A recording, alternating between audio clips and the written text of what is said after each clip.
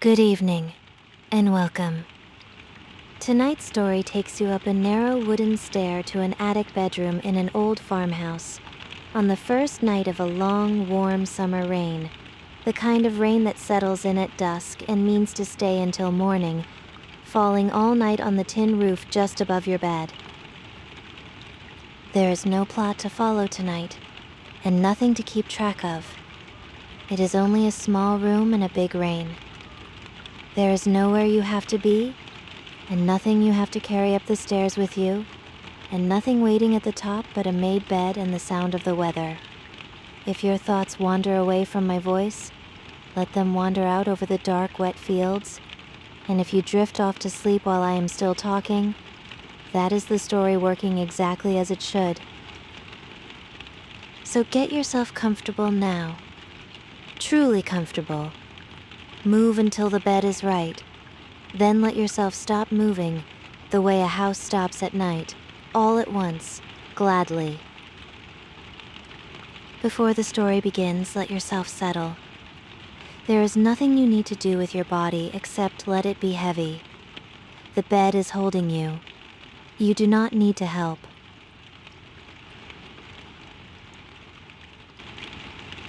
Take a slow breath in, through your nose, gentle and unhurried.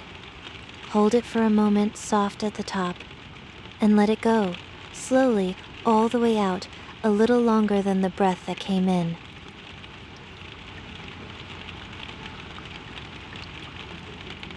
Again.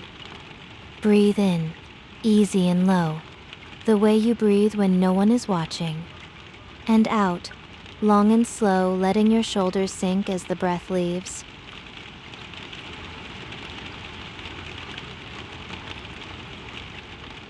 One more. In, gently.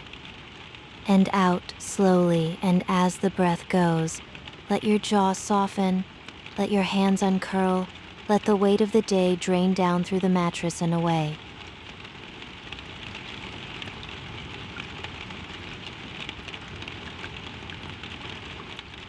Now let your breathing find its own pace. You do not need to guide it anymore. It knows what to do. It has always known. Every breath from here is one step further into rest.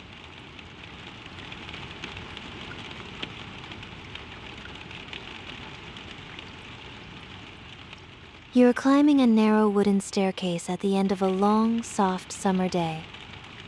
The stairs are old and steep and friendly, and they turn once at a little landing with a round window. And through the round window you can see the farmyard going dim in the dusk, and the first rain just arriving, fine as sifted flour across the fields. The treads are worn into shallow dips at their centers, scooped soft by 100 years of feet going up tired and coming down rested, and the wood gives just slightly under you, the way a thing gives that has been trusted for a very long time. You climb without effort. Each step takes a little of the day off you and leaves it on the stair behind, so that you arrive lighter at the top than you set out at the bottom, the way you always do, the way the climb is meant to work.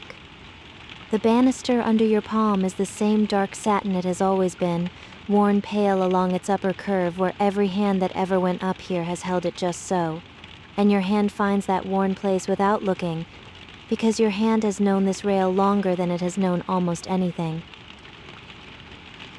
You stand at the landing a moment, the way you always do, with your hand on the smooth round of the newel post, and you watch the evening come.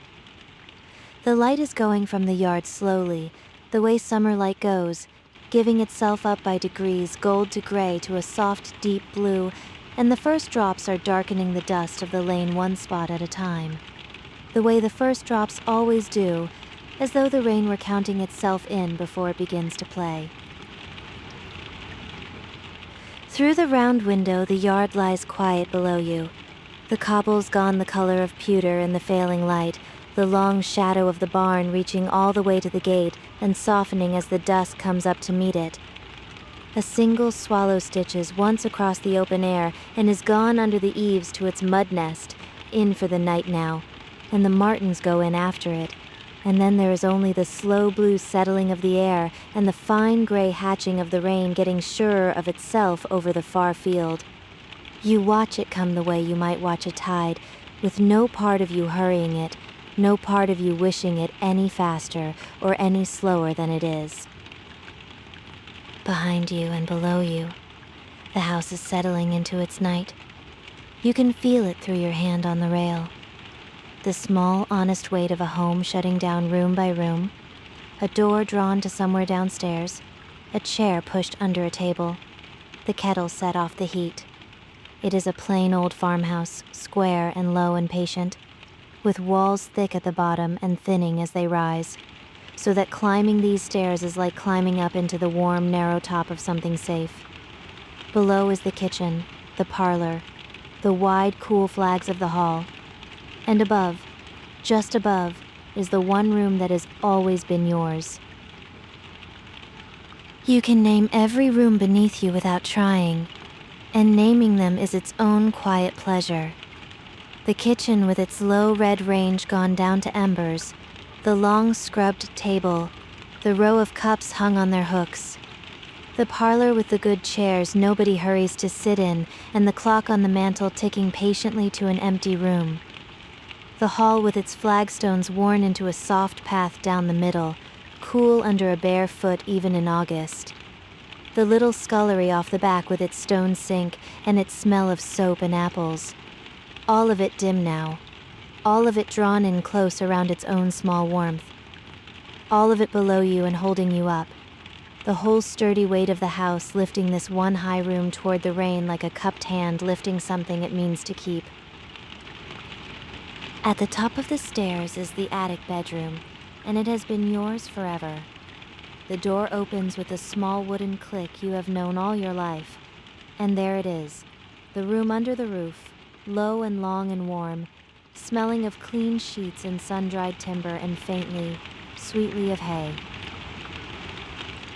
The latch is a simple thing, a worn iron thumb piece smoothed bright by use, and it lifts under your thumb with a sound so familiar that it hardly counts as a sound at all, more a small permission, a little welcome, the room saying yes, come in the way it has said yes 10,000 times before.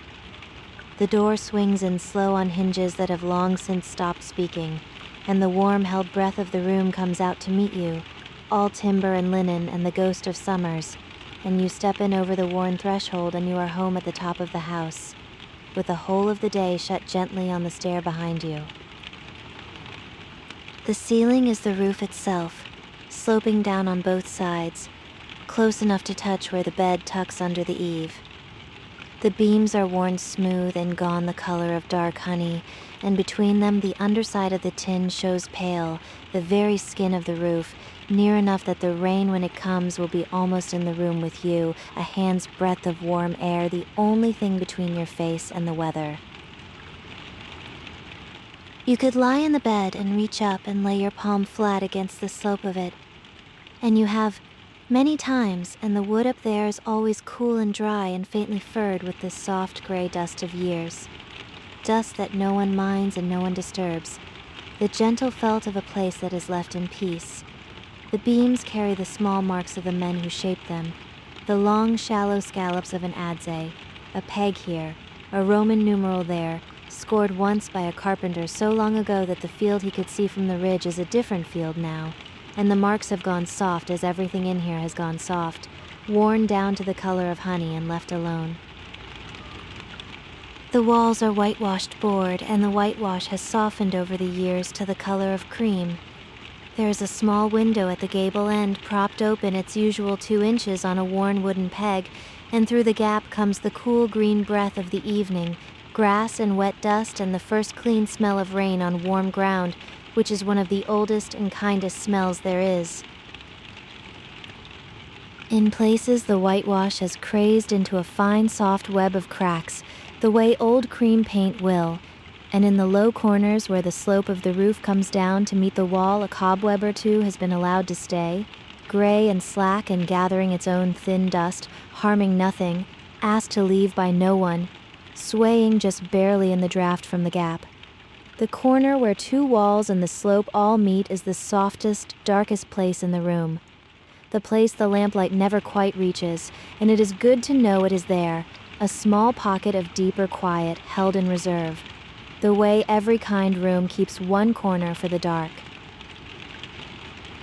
The floor is wide boards, scrubbed pale and gone springy underfoot with age, and they are warm tonight, holding the day's heat the way old wood does, giving it back slowly through the soles of your feet. There is a rag rug by the bed, plaited from 100 old summers of worn-out clothes, soft as moss where your feet will land in the morning. And along the low wall under the eave a row of small things has gathered over the years and stayed. A jar of dried grasses, a smooth gray stone from some forgotten beach, a candle stub in a saucer, each of them so long in its place that the room would not be the room without it.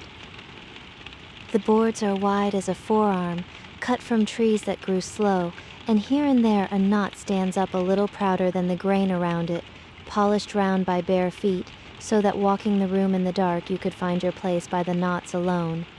Where the boards meet, the cracks have filled with the soft, pale dust of years, and along the window wall the sun has bleached a long, pale road into the wood, the exact shape of the light that comes in summer mornings, a memory of every fine day printed gently into the floor. You let your feet feel all of it, the warmth, the give, the smooth and the proud, the cool line where a draft runs along below the window, and your feet, like your hand on the rail, know the room by heart. The little row of things under the eave keeps your eye a while. The way it does every night, each small object sitting in its own small hollow of long habit. The jar of dried grasses was filled some August long ago and never emptied, and the grasses have faded to the color of pale straw and pale gold, feathered seed heads and flat blades, and one or two stems of oat gone papery, holding still in the still air, a little dry harvest kept safe indoors while a wet one goes on outside. The smooth gray stone sits beside it, brought back in a coat pocket from some beach so long ago the beach itself has gone soft in the memory, and it is the kind of stone made only for holding, oval and cool and perfectly plain, worn round by a sea you cannot hear from here, and it has done nothing for years but sit and be smooth and be yours. The candle stub stands in its white saucer, with a little soft collar of old wax pooled around it. Never quite burned away, never quite thrown out, kept for the comfort of keeping. You do not light it tonight. The lamp is enough, and the rain is enough. But you like that it is there, ready, a small reserve of warm light held back against no particular night, the way the house holds back its dark corner and its quiet rooms. Everything kept, nothing wanted. The whole low room furnished with small things that ask for nothing and give back the deep plain comfort of having stayed. The bed is high and old, with a frame of black iron and a mattress deep as a hayloft, and it is made up the way only a summer bed can be, with sheets line-dried that morning, so they smell of wind, and one light quilt, faded to the blues and whites of a long-ago summer, because the night is mild and the rain will do the rest of the covering. The iron of the bedstead is cool to the touch and curled at the head into old-fashioned scrolls, painted black so many times that the paint has gone glassy and soft-edged, and at the foot the rail is worn bright where hands have rested on it for 100 years of sitting down to take off boots. The quilt is a patchwork, the squares cut from dresses and shirts worn out and washed thin, so that lying under it is lying under a quiet map of old summers, this faded blue a frock, that soft white a Sunday shirt, all of it stitched together by a hand long stilled and laundered to the same gentle softness, all the colors gone down together to the blue and white of weather and washing and time. The pillow is plump and cool and smells of the line of sun and wind and the green of the field where the washing was hung, and it is waiting for your cheek with the patience of a thing that has only ever had one small job and has always done it well. You light the small lamp on the bedside table, and the room gathers in close around its glow, the beams leaning in like old horses over a gate, kindly and incurious. The lamp is an old one, with a milk glass shade, and the light it gives is the color of warm butter, and it reaches the slope of the ceiling and the foot of the iron bed and the little washstand in the corner, and gives up gently somewhere near the eaves, leaving the long, low ends of the room in a soft brown dusk. The flame settles behind the milk glass and breathes, the way a small flame does, swelling and easing by the smallest amount with each slow draft from the window, so that the gold light on the boards breathes with it, brightening and softening, a tide of warm light coming in and going out across the floor. The shade itself glows like the inside of a shell, and the brass of the lamp's base has gone the deep, dull gold of a thing polished only by hands, and the little circle of light it throws is exactly the size of the part of the room you need, the bed, the table, the worn book you will not open, the rest given over kindly to the dusk. Outside, the dusk goes down a shade, and the rain comes up a shade, finding its voice on the tin. And what a voice it is! There is no instrument in the world like a tin roof in the rain, and tonight it is being played by a patient master. Right now it is only beginning, a light scatter, taps and ticks, here and there, like the first oats poured into a pail.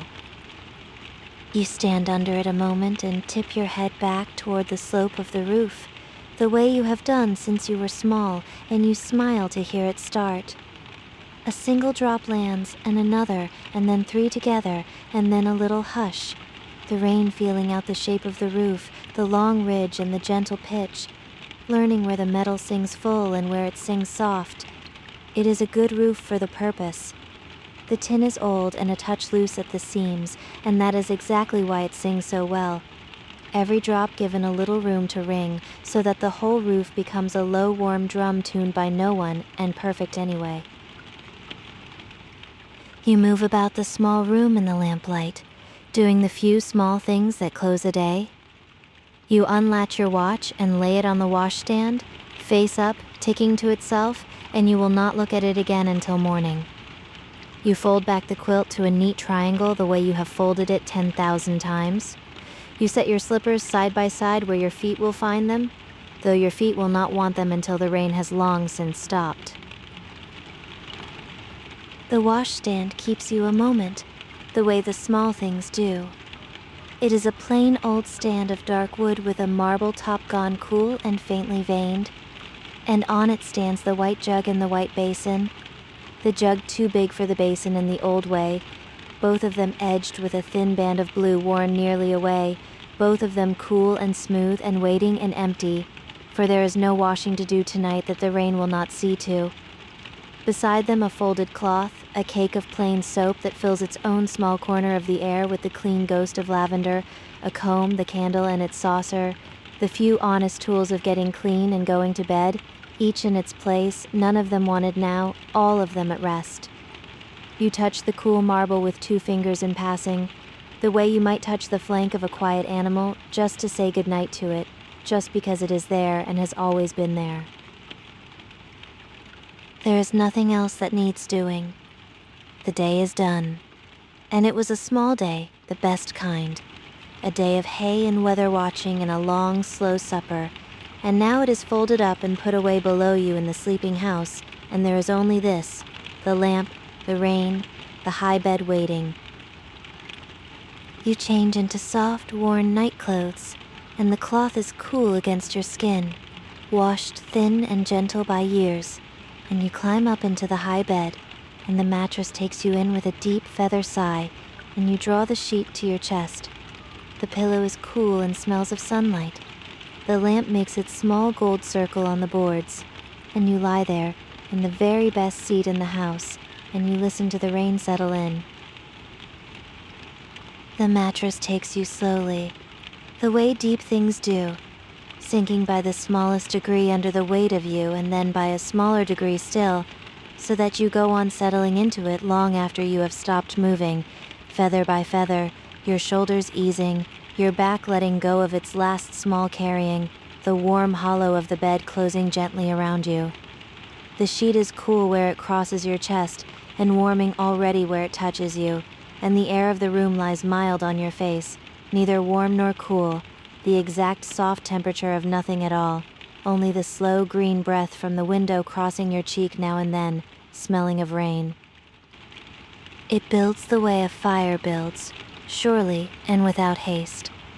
The taps come closer together, and closer still, until they join into one long silver sound, a steady drumming wash on the metal a few feet above your face, deep and bright at once, with little runs and flourishes inside it where the drops chase each other down the ridges to the gutter. The gutter takes up its own part now, a soft swallowing gurgle at the corner of the eave, and below it the rain barrel begins to fill, the note of the falling water slowly deepening as the barrel does, the sound of plenty, the sound of a garden looked after till August. You know that barrel well?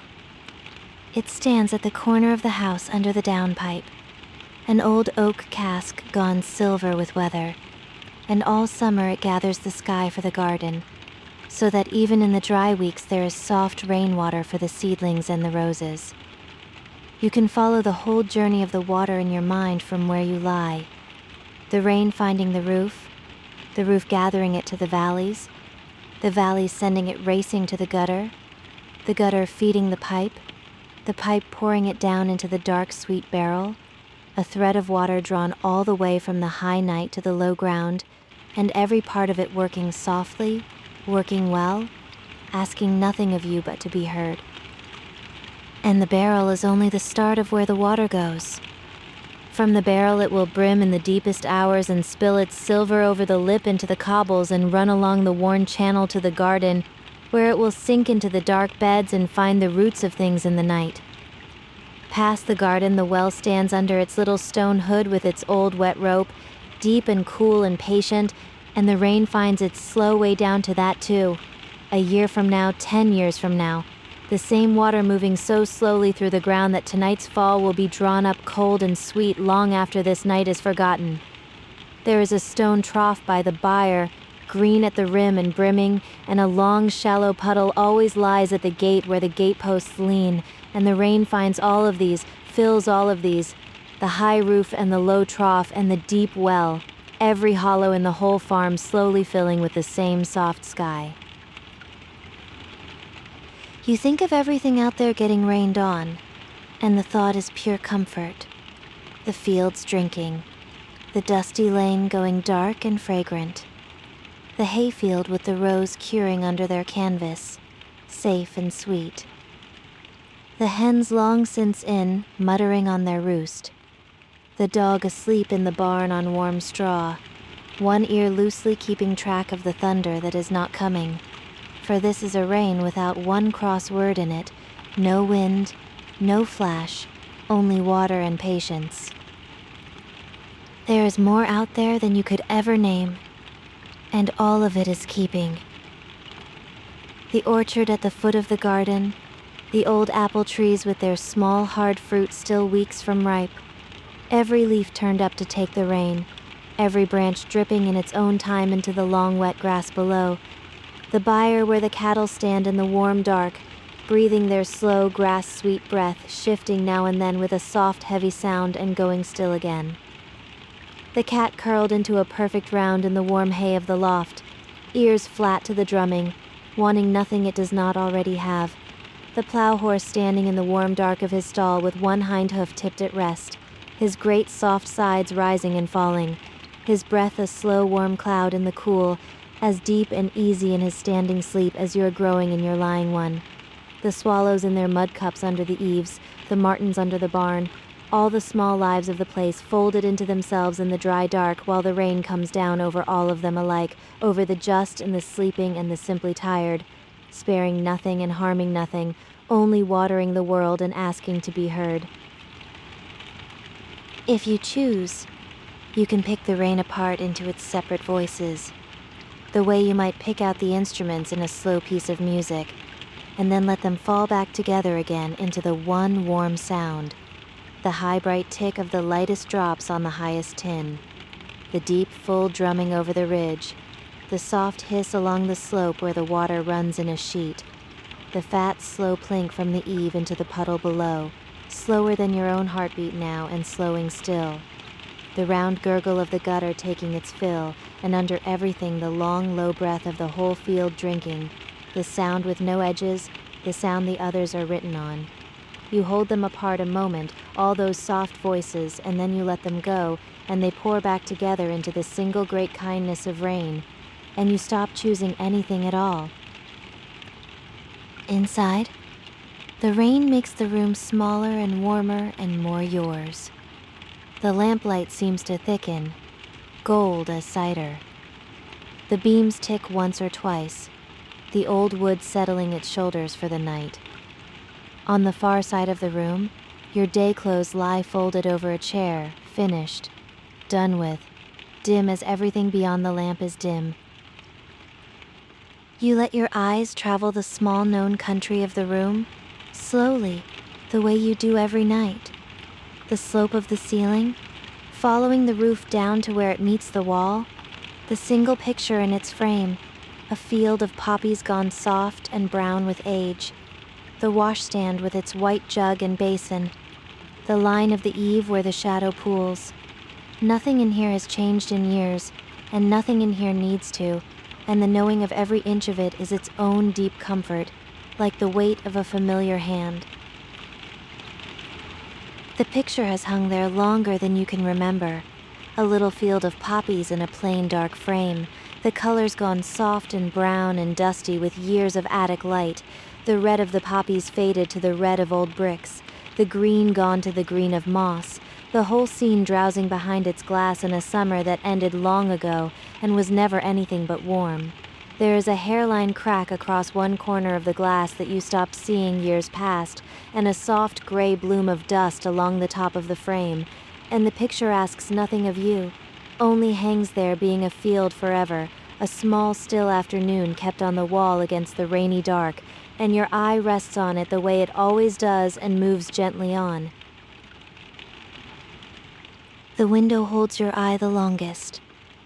It is a small square window, deep set in the gable, and tonight it breathes.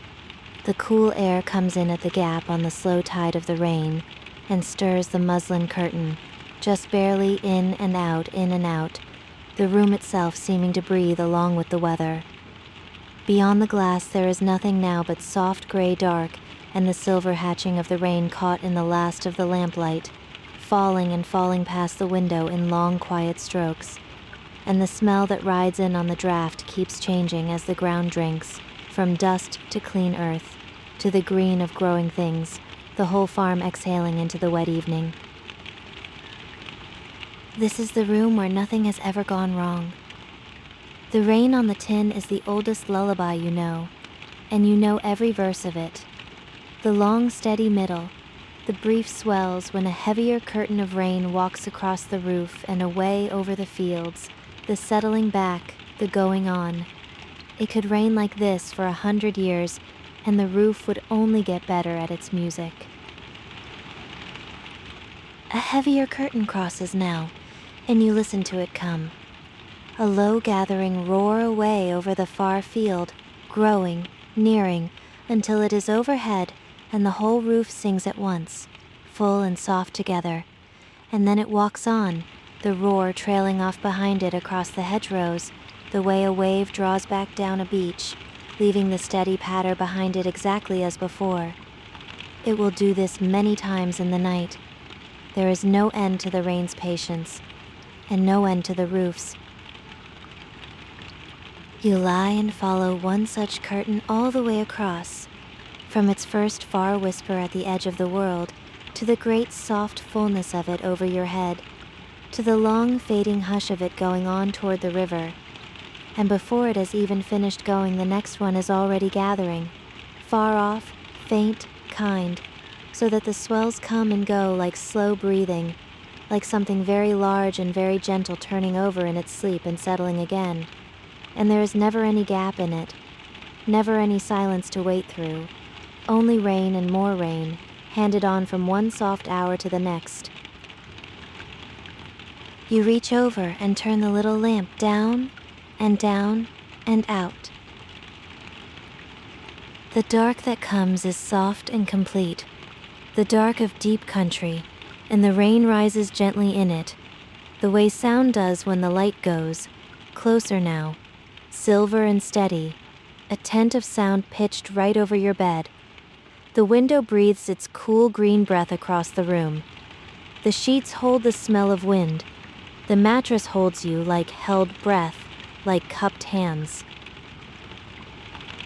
For a moment, as the lamp dies, the room glows orange behind your eyes and then lets go, and the true dark comes up around you, and it is not empty.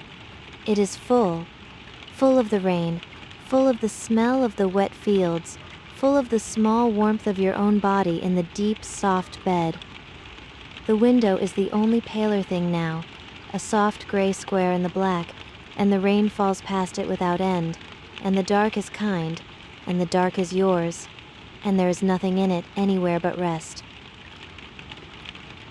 You lie on your back a while with your eyes open in the dark, listening, only listening, drumming and washing above you, the gurgle at the corner, the deepening barrel, the great soft hiss of the fields drinking, a mile of it in every direction, the whole green world being watered while you lie dry at the very center of it, under tin, under quilt, under the long kindness of the rain.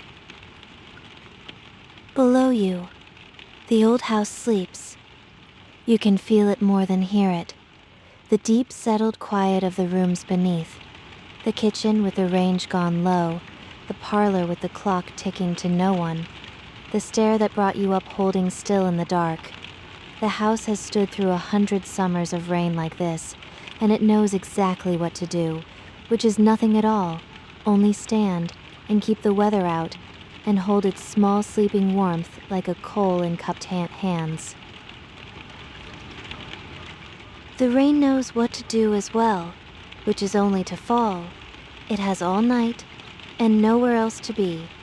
Each wave of it crosses the roof and trails away over the fields. Each run of drops finds the gutter and the barrel and the dark, sweet ground.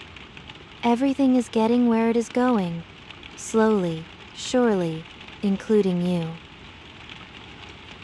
Out beyond the window, the fields lie under the rain in the dark, mile on mile of them, and you can feel them as much as picture them, the near meadow and the far one, the lane and the low hedges, all of it drinking quietly, all of it glad. The hay is safe under its canvas. The animals are warm in their sheds. The garden tilts its leaves up to the soft falling water. There is not one thing out there in all that wet dark that wants anything other than what it is getting, which is this long, mild, generous rain falling on everything alike and sparing nothing and harming nothing at all. Somewhere out in that dark beyond the near fields, the lane runs down to the gate, and the gate stands open as it always does, and the rain fills the long, shallow puddle in the gateway and runs on down the lane in a thin, bright thread toward the river you cannot hear. Further still, across the valley, a church holds its low square tower over a sleeping village, and if a bell were to sound the hour, it would come to you faint and round and softened by the rain, a single far note carried over the wet fields and gone, leaving the drumming exactly as it was. But no bell sounds, and you do not wait for one, and the hour goes by unmarked and unminded, given up gladly to the rain like everything else. And you are at the very heart of it, dry and warm and high under the tin, the one still point the rain falls around. The roof keeps you, the bed keeps you, the house keeps the bed, and the rain keeps the house, wrapping the whole of it in one long soft sound, and you let yourself be kept, the way the barrel lets itself be filled, slowly with no effort at all. You are kept, and you are warm, and there is nothing to do. The roof is doing it, the rain is doing it, the whole soft night is doing it for you, and all that is left for you is to lie here and be held, and let your breath go slow, and let the sound come down over you like another quilt, light and kind and endless. Then you turn onto your side, into your sleeping shape, and the bed settles around the change and goes still and stiller. The rain goes on. It will go on all night. It has promised. You can hear the promise in it. The evenness, the patience, rain with hours and hours in hand and nowhere else to be. Your breath has gone long and slow without your asking it to, falling in with the rain, in with the cool green draft, out with the soft hiss of the fields. There is nothing left to do tonight. There was never very much, and now there is none, and the little that remains is being done for you by the roof, by the rain, by the warm, deep bed and the sheltering house, all of them keeping you while you let go of the keeping. The smell of the wet fields comes soft through the open window. The quilt is light and kind. The pillow has gone warm at last under your cheek, and the roof plays on above you, a hand's breadth away, the oldest song there is. Water on tin, settle, it says, and stay and sleep. The roof plays on, softer now to your closing ears, softer still, the oldest song there is, water on tin. Sleep, sleep, the fields are drinking, the barrel is filling, the lane is dark and sweet, and you are home and dry and held. Drum and wash, the fields are drinking, the barrel is filling, the lane is dark and sweet, the roof keeps you, and the house keeps the roof, and the rain keeps the house all night, all night. The roof keeps you. The bed keeps you. The rain keeps the house. There is nothing to do, and nothing to keep, and nowhere to be but here. Warm and dry and high under the tin, held. The rain falls on the tin roof, steady and kind. It will fall all night. You will sleep all night. That is the whole of the story, and it is enough.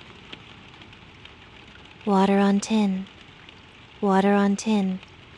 The fields are drinking. You are home and dry and held. Drum and wash, drum and wash. The rain goes on. The night goes on, soft and slow and warm and slow.